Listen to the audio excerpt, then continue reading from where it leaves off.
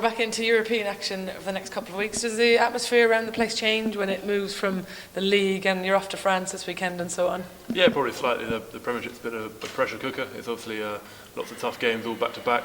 It's quite nice to get a bit of a break into Europe, and obviously we've got a tough back to back against Grenoble. But no, the boys are sort of looking forward to it. It's a nice new challenge, obviously travelling to France as well. We don't know much about Grenoble, and I know you guys haven't played against them before, but they're going pretty well in the top 14. Will you have done much analysis on them this week?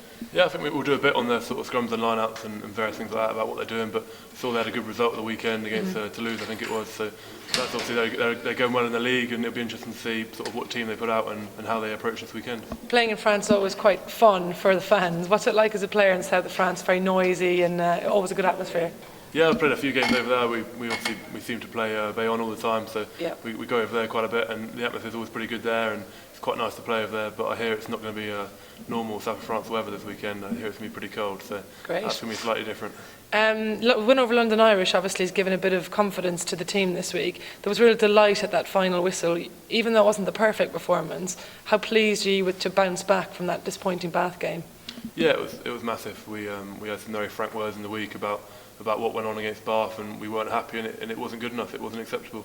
So we had a long, hard look at ourselves, and we bounced back in the right way against Irish.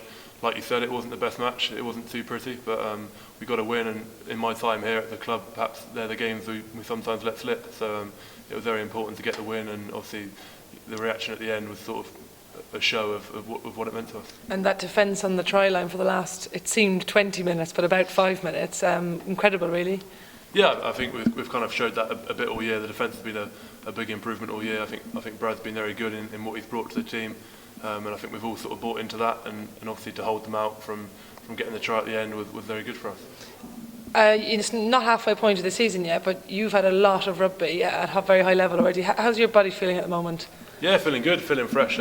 Obviously really enjoying my rugby again.